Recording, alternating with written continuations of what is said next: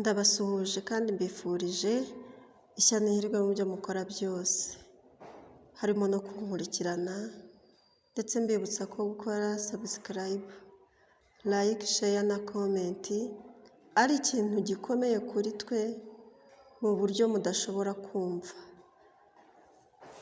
Kandi abo bantu babikora turabazirikana, tukabasabira umugisha ku Mana kandi tubikuye ku mutima. Uyu munsi ngiye kubasobanurira inzozi zo kurota inka ikwirukankana. Ndabizi neza ko abantu benshi bakunda kurota iki kintu.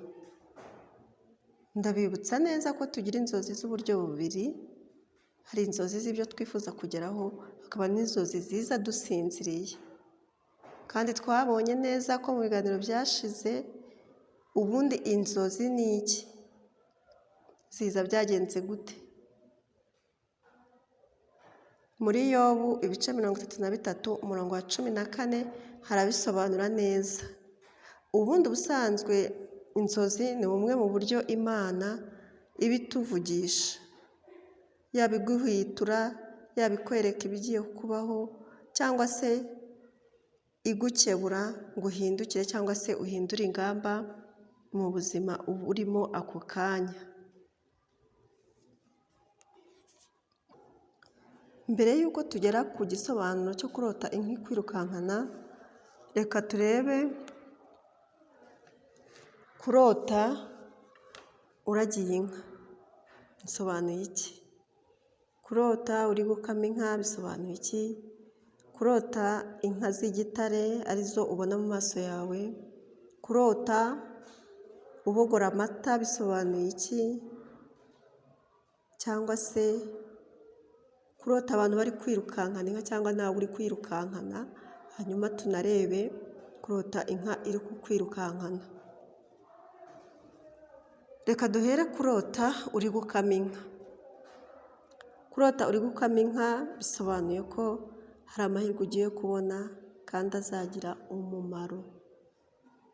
Hari amahirwe ushobora kubona ntuyabyaze umusaruro, ukabibona ko hari n'amahirwe nyuma byarangiye. Ariko aya yo nurota uri gukama inka ni amahirwe azaza ukayabona kandi akakugirira umumaro.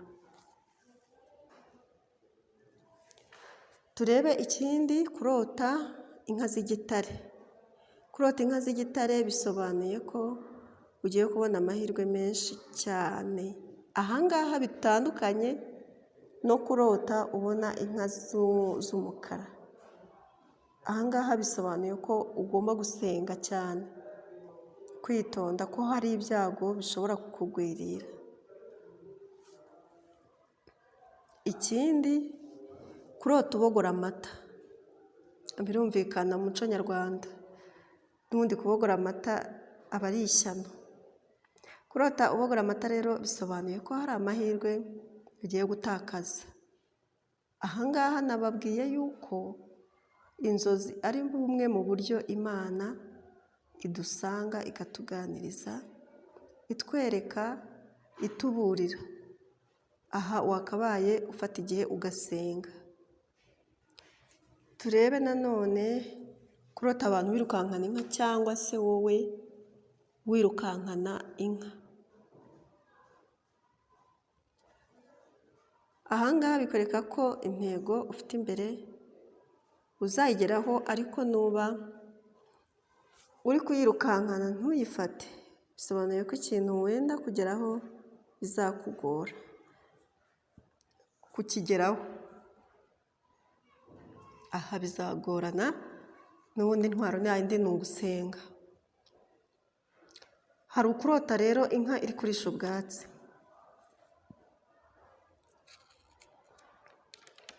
Kurota inka iri kurisha ubwatsi bisobanuye ko ukeneye ubufasha, ariko ubwo bufasha ukeneye bitazagorana.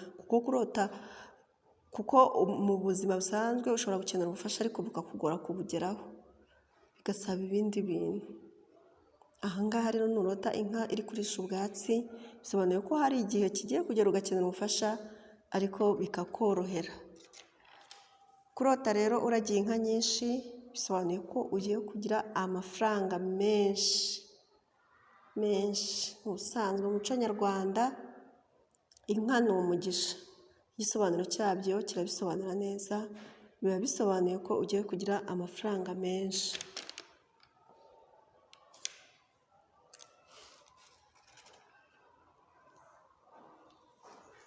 Kurota noneho rero inka iri kurisha ariko mu gihe ukeneye akazi, mbese usonzeye akazi. Aha ngaha bisobanuye iki?